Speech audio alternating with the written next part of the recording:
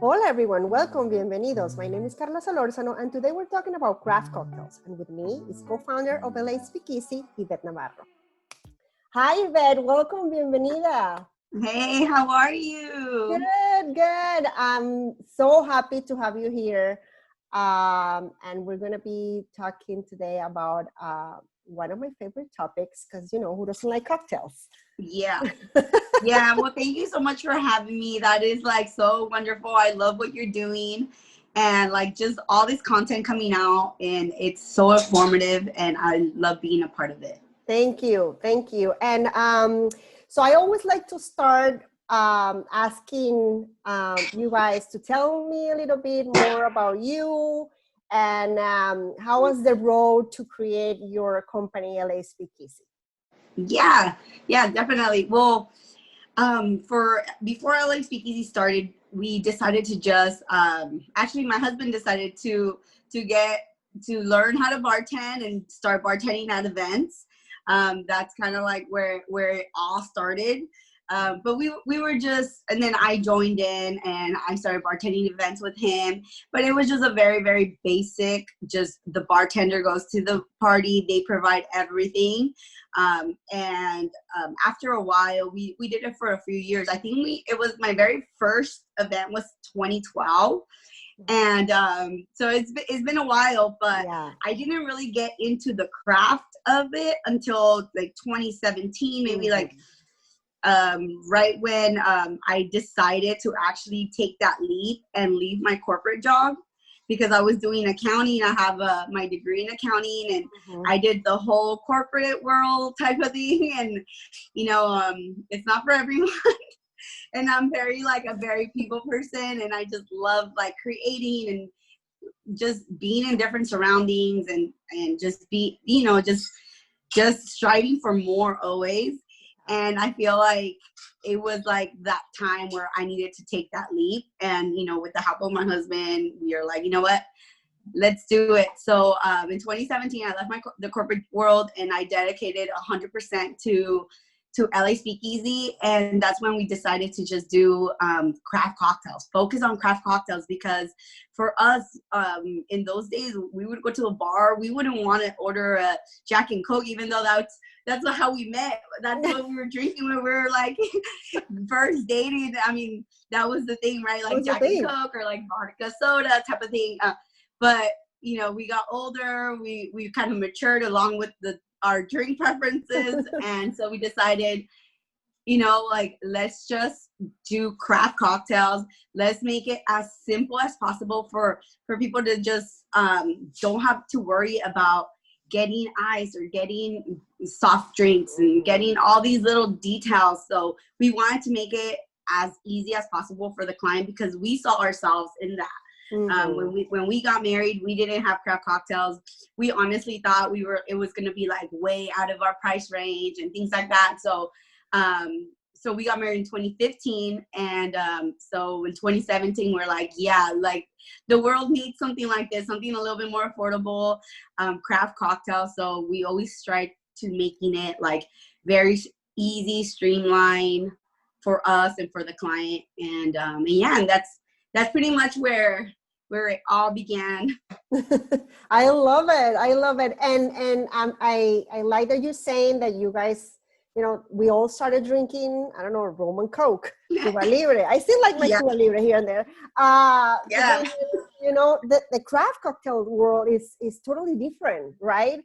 So for those that don't really know the difference, tell us a little bit more about the difference of regular cocktails and craft cocktails.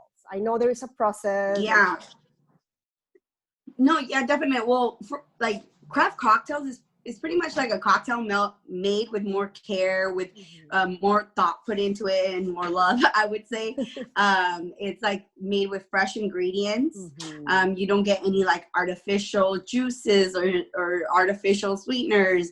It's all made fresh, and you could definitely taste the difference. If you go to a dive bar, or if you go to a really nice cocktail bar, there's a huge difference, even with the staff. If it's pretty much the whole experience. So when you're younger, you want to drink something fast, you want to get drunk fast, you don't care how it's tasting. But after a while, it's like, well, for us, when I first tried my first craft cocktail, I can't pinpoint exactly right now where and when that was, but it was kind of like a wow factor. It's like, whoa, like this is really delicious. I do not want to pound this. This is something I want to keep sipping on. I want to enjoy. And I feel like when the craft cocktail movement started coming up again, we started noticing it more and more at weddings. So I feel like it was such a great time when we started doing LA Speakeasy, because it was like a big boom in craft cocktails at weddings. And it's amazing. I love that things have changed. Yeah. I love like craft cocktails, and yeah. And sometimes those cocktails are so pretty that you don't want to drink them. Just saying. You get a cocktail and you're like, oh, they are. It's so pretty. Like, no. I remember we worked together, you guys, recently on a style shoot, and Iveth came to make the craft cocktails, and and the little flower and the color, and I was like, how do you do that? Why is that like that? I was so interested in how she made the foam and the stuff. It's like right? I love it. Yeah, definitely. Yeah. So like we make like in-house, we make like we could do foams, like flavored foams. We also do like all our juices are like freshly squeezed, like the day of the event. The syrups, everything's like homemade, like very fresh ingredients. So that's what makes a craft cocktail really unique, and different and delicious.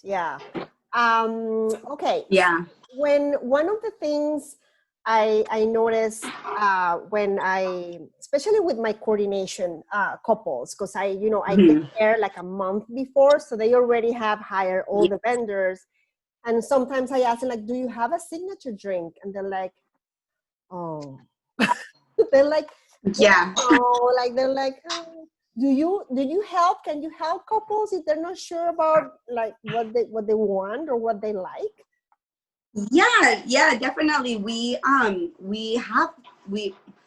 Right now, before COVID, we had cocktail tastings available for our clients. And I feel like a lot of the time when somebody, because we have a menu online, so it makes it very easy for them to say, oh my God, this is exactly the type of drink that I like. So I notice that people tend to stick to our menu, but I always, give them the option. If you want to change anything, tweak anything, maybe you want that, like pineapple margarita, you don't want it spicy, or maybe you want to add like a shot of mezcal, or maybe like just like switching it up, and we could totally work with them. And at the tastings, we also like recommend certain things.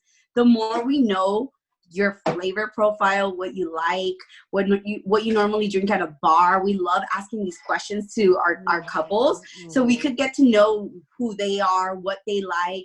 So maybe at the tasting we could surprise them with, what, by the way, with the comment that you said, we could actually we came up with this drink for you, or like, let's tweak it a little bit or something like that. Like it's to see like that it's actually a drink that they're gonna love and enjoy the day of their wedding. But we also get those couples that already know what they want, and it's not on our menu, and we could recreate it for them. We had a couple from San Francisco. They love going to craft cocktail bars. They asked us to recreate one of their favorite cocktails, and they absolutely loved it. And they said, actually, like, we loved it more than the actual restaurant now. That's perfect. Yeah, but it sucks because they're so far. They're in San Francisco. They're an awesome couple. That's awesome. So then I was going to ask you that. I love that you can maybe, make something up based on what they like. You can, create a drink. That's so cool. That would be like super unique. That's cool. But, we talk, especially now with like COVID and all these safety measures we have to take. To me, and this is before COVID, to me it's very important that couples really appreciate and hire professional vendors. Yeah. And with that comes to be, you know, hire, in your case, bartenders are certified, have taken their courses, and they're insured. What's your take on that? I know what it is, but let's tell everybody why it's important. Definitely. I feel like it's such an important day, right? Like your wedding day. You're spending so much money on so many things, and that's something that you do not want to drop the ball on hiring someone that's not professional, especially for I mean, of course I'm going to say this because I work at the bar, right? But I feel like you don't really think about, like, the bartenders are the people that most of your guests are going to interact with. That's like the number one vendor that your guests are actually interacting with. Your guests don't interact with the photographer. They don't interact with the florist. They don't interact with anybody as much as they interact with the bartender. So you want to make sure you have a bartender that's professional, a bartender that actually works weddings, because it's so different getting a bartender at your favorite bar, maybe, and like, okay, I want you to bartend my wedding. It's very different because it's a totally different crowd, and, you know, all the little tools that you have to bring and all these details. You want someone professional that has experience, somebody that has insurance, because it's just it helps you, it helps your venue. It's just an extra protection on top. And, you know, for such a big, important day, I feel like, you know, this is like one little thing that you do not want to drop the ball on. Yeah. For sure. Yeah. I also think, you know, sometimes couples don't even think about asking these questions, you know, when they're looking for vendors, like, are you insured? Because they don't know. But then when the venue asks them, like, okay, your vendors have to be all insured, and you have to, you know, they have to send the insurance certificate for insurance to the venue. They're like, oh. So it's super important that, and then they're like, oh yeah, well, now I need to look for another bartender because that one doesn't have insurance. Exactly. I feel another really big thing is because you're hiring a company, right? So it's how we're looking. So if you're hiring just like a regular person, they don't really care what the rest of the crowd is doing. But if you're hiring a company, like, they have a certain like standard, like they want to look up, like, you know, to actually have to be good, not to like have like anybody saying nothing bad about them, or have like a very like nasty feeling of like, oh my god, it was the bartender's fault. You know, you're taking blame for everything. So whenever I see, you know, like at a party, somebody getting like, you know, a little extra sloppy, like right away when we notice someone's over the limit or something like that, we try to stop them. We, you know, right away communicate with the event coordinator or anybody that we need to talk to, because you don't want to be the cause to ruin the party. Like, maybe someone could, like, you know, like, there's so many things things that could happen. And for us, like, for a company, I feel like it's like an extra pressure where it's like, you want to make sure everything goes smoothly. And if it's not a company, I don't know if you really can trust someone to just keep pouring. And it's like a friend of a party. Making the drinks. Making the drinks. And then a lot of times those people, like, they think that they're doing a good job the more drunk people are getting. And I'm like, no, like, you know. And another thing is, it's very different with craft cocktails. I noticed before we did craft cocktails, we were just doing bartending, the crowds were so different. And I feel like because we just specialize in craft cocktails, normally those crowds are more into enjoying the cocktail than getting drunk. So you know, that's that was a really like nice change for us. And I'm like, okay, I'm loving this. I love everything about craft cocktails, and I love everything about these weddings and these events that we're doing, because people are a little bit more they want to enjoy the cocktail. They're a little bit more responsible, I would say. And that's true. So when you know, part of the planning when you know, and the service you want to provide as a couple to your guests is you make it a nice experience, right? Yeah. So when if a couple doesn't have a planner and they reach out to you and they say, okay, I have a wedding of 250 guests, I'm sure you're telling them, okay, you need this many, you know, maybe 2-3 bars. So how is that process work with you guys? So with us, we normally set the bartender limit at 60 guests per bartender. So depending on the guest count, we know exactly how many bartenders we it's already in the package. So if they don't really have that much of a say, because we've had requests where they say, oh, we're having an event of 200 people, but we just want one bartender. It's like, it can't, you know, like that can't work. We're not going to overwork a bartender. That's going to look bad on us. So we're not going to set ourselves up for failure. And, but we like explaining, you know, to those people, like why, you know, what we bring, all the work that goes behind it. So our safe spot would be 60 guests per bartender. And then as it goes higher, or maybe let's say it's 75 guests, normally it will be a bartender and a bar back. And that would be included in the price. That would be communicated to the client. And then for actual bar setups, we normally do one bar setup for 150 guests. Anything over than that, then we would probably do 2 bar setups. And again, like we like having everything packaged, easy to just like follow. So all of that is like communicated with the clients already in the quote, and just to make things as easy and like the experience really good before the event, at the event, and for everyone, for all the guests. Yeah, that's good. And also you guys have different, you know, different bars, right? That They could choose different bar setups, and then we're always trying to add more variety in there too. So we're to give clients the option. I know like there's also like a lot of rental companies. So there's some clients that have like a theme going for their wedding. They're more than welcome to rent a bar from a rental company to go with their wedding, and we work out of those bars. There's like absolutely no problem with that. Yeah. So you're flexible. I love that. Okay. Yeah, super flexible. That's good. There is this is the $1 million question. Always, the couples always ask, and I see it all over the Facebook groups. How much alcohol should I buy? Oh, yeah. That is a really popular question. Well, I made a calculator, and I have it on our website. I need to check it out. Definitely. I'll send you the link so you can add it to the notes. Add it. Yes. Yeah. So it makes it a lot easier.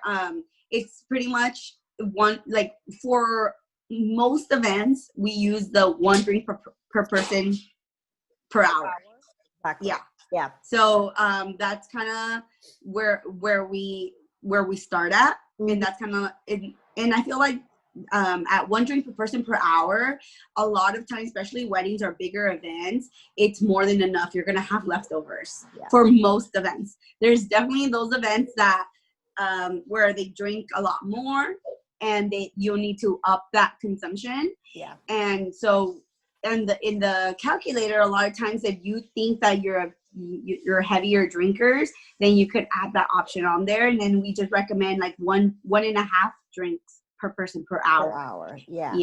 And it just, I guess it just makes it easier, or I guess like just to give you an actual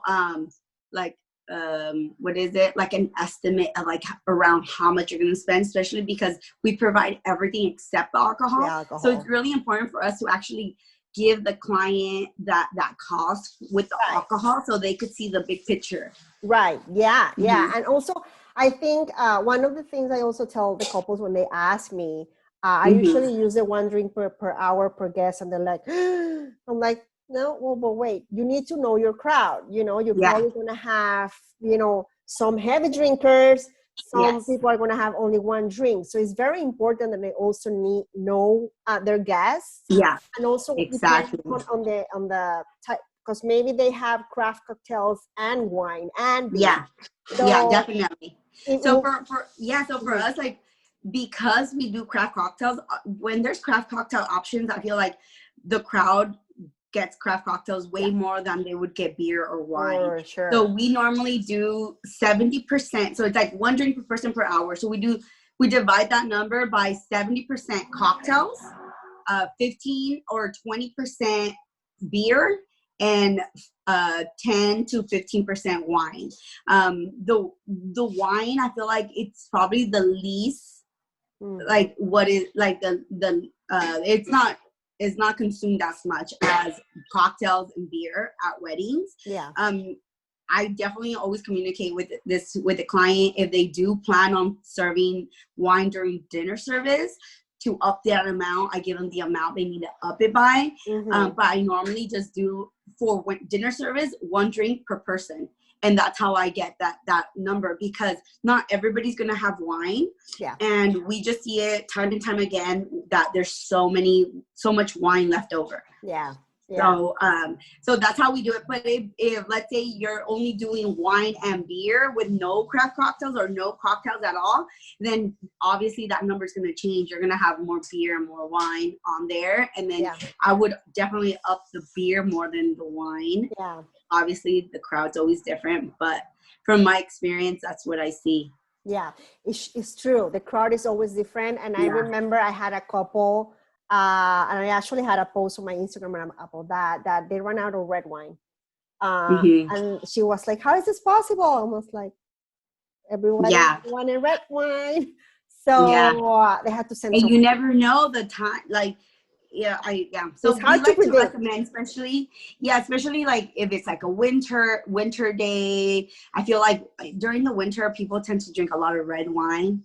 During the summer people tend to drink more of the white wine. That's just something that we notice. But like you said, crowds are different. There's crowds that are all red, or that just are for us. There's crowds that are just off tequila. So like the couple would come and ask for a cocktail menu, like margarita, Moscow Mule, martinis, old fashioned, and the margaritas are the ones that are like just like everyone's getting. And we tend to, when there's like certain menus where we see that there's like martini, old fashioned, and margarita, we're definitely gonna up the margarita consumption. We're definitely upping the tequila shopping list for our clients, because we know that people are going to go for the margarita more than they're going to go for the martini or the old fashioned. So it's true. It's margaritas are so good. Margarita. I mean, just bring your margarita. It's just even if you don't have it on the menu, people say, oh, can I just get a margarita? Like, that happens. That's true. Iveth, I see this happening less and less, but I still see it here and there. What is your opinion about cash bars? Go. Okay. Well, okay. So for cash bars at a wedding, I mean, I personally find it very awkward. Like, I guess it's, for some reason, I feel like it. I don't know why. I think that at weddings the bar is always open bar, but I guess honestly it's based on the couple. Ultimately, it comes down to the couple, because that's probably gonna change how much money you're spending on your wedding. Like, you're definitely going to be spending a lot less if it's a cash bar. If your venue already, it requires you to use their bar. And a lot of times when that does happen, when the venue requires for you to use their bar, or you say, oh, I want to bring in another company, or I want to do my own thing, they're going to charge you extra. They're going to charge you corkage fee. So it depends what your options are. So it's definitely something that your crowd's going to say, oh, wait, what? It's not open bar. But hey, whatever you can do it. It's it's up to you. Ultimately, it's up to the couple if that's what they you know, their budget calls for. People are gonna understand at the end, and I agree with you 100%. It's awkward.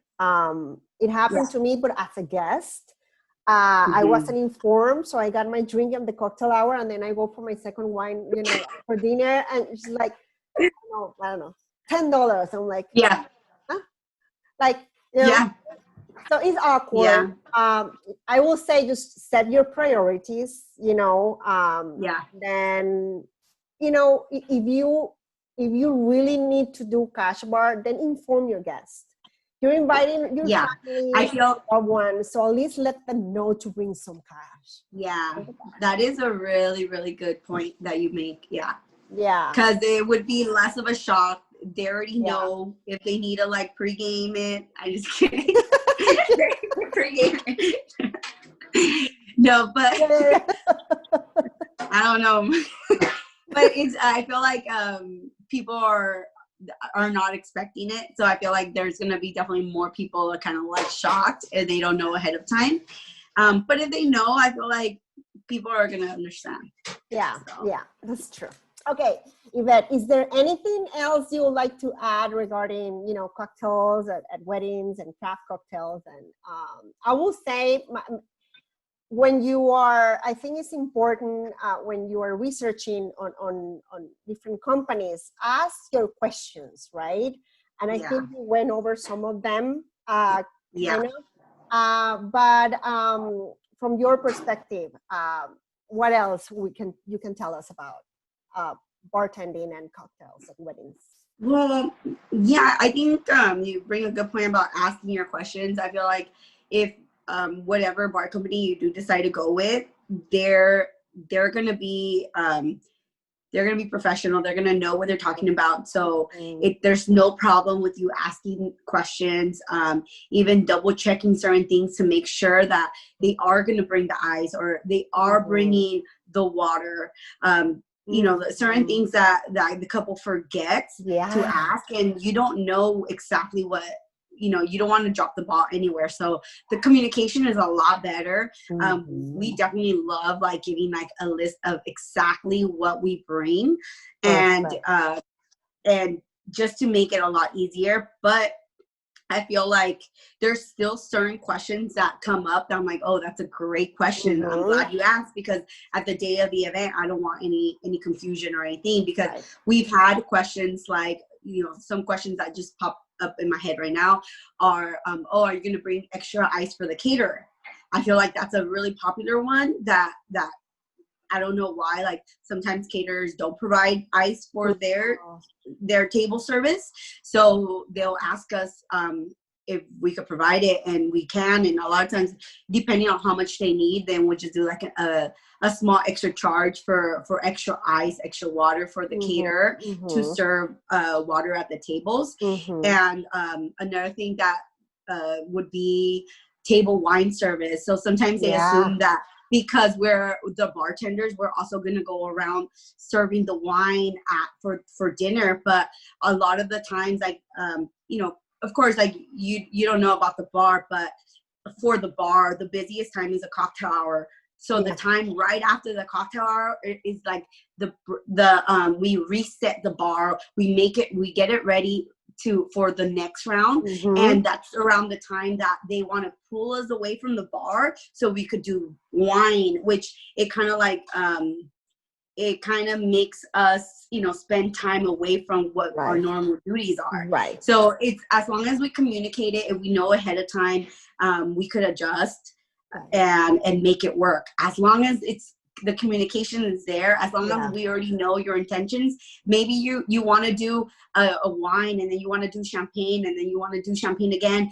We might recommend, you know what, I feel like that might be a waste of time, because, and then blah, blah, blah, you know, we could actually communicate and give you our opinion with the bar, because we've had so much experience working bars for events. So that's a great point. I love it. Iveth, two more questions that they're not related to, well, yes, they are. Actually, one of them is, I have to ask, what's your favorite cocktail? Ooh, my favorite cocktail? it definitely like changes, but I love tequila and I love mezcal. So I would say probably a paloma would be my go-to, like a fresh made paloma, even if it's a mezcal paloma. So I feel like that's kind of like my go-to. Okay. So but during like the winter time, I noticed I love like up drinks. So I love like that, like a gin cocktail served up in a coupe, or even like whiskey. So I feel like it depends on the season, but tequila is definitely my go-to all the time. Yeah. And the palomas are just my favorite. Or Moscow, like fresh Moscow mules are my favorite too. It has to be fresh. It has to be fresh. They're so good. Of course, it has to be fresh. Come on. Yeah. And how about your favorite food? Oh my God. Okay, my favorite. I am so Latina. That's okay. That's so fine. My favorite tequila. My favorite food, tacos. Tacos. Like, yeah, I feel like definitely Mexican food is something that I just could eat all the time. All the time. Yeah, of course. Yeah. Makes sense. So it's delicious. With a margarita? Yeah, of course. Yeah, exactly. Can I have tacos and a margarita? Yeah, it's amazing. Yeah. Iveth, where can people find you? Okay, so we're the most active on Instagram. So I feel like most people find us on Instagram, and that is at la.speakeasy. And we love posting on there. We love sharing actual pictures from events on there. We love being active on our stories during the events too. If it's not too busy. But we're always trying to be super active, and I feel like people love seeing like the back, like behind the scenes type of thing, so much because fun. it just shows how more real it is. Yeah. And I will put all the information, their website, the Instagram, the link to the calculator. I'll put it down there on the description, so you guys can just click and get there. And also, you guys were selling your mixes, right? For cocktails. We were, right when the COVID started. Yeah, you still are? No. Okay. We actually didn't. We love doing it because we connected with a lot of people that have always wanted to try our cocktails, but probably didn't have an event to throw or any reason to hire us. So we actually got to like people that wanted to always try our drinks got the chance to try our drinks. And it was kind of like something at the beginning that we did to kind of keep us busy, because the very first weeks, all of this craziness started. It was just weird to like adjust, and we really needed to find something to keep our creativeness going, our juices going, and but because we did start getting. We started getting busier with events, and we started getting smaller events here and there, more and more. So it kind of took a lot more time to just do small little batches. So we decided to stop doing the bottle cocktails. But I'm always getting requests for them. So. I'm sure. Yeah. That's good. Well, Iveth, thank you so much again for your time. This was super informative. I think my purpose here is to educate the couples, and I'm so happy when I have someone that gives all this important information to have, because it's a lot for them with all these vendors, and it's like it's a lot of information. Yeah. So this was amazing. Again, thank you so much. Yeah, go ahead. Yeah. Thank you so much for having me again. And again, like, if any of the couples watching this have any more questions about the bar, just shoot me a question through Instagram, and I'm happy to help. Yeah, she is very active on Instagram. It's true. Well, they are. Vincent is also. Are you the one posting, or he posts too? Vince is the one that posts. He gets the credit for the post. I get the credit for the stories. Okay, good. That's good to know. Team effort. Team effort. I love it. Well, again, thanks again, and I hope to see you soon. Yeah, thank you. Bye. Thank you. See you soon. Bye. Bye. Gracias por tuning in. If this video was valuable for you, make sure to like and comment below. And of course, subscribe. See you soon. Bye.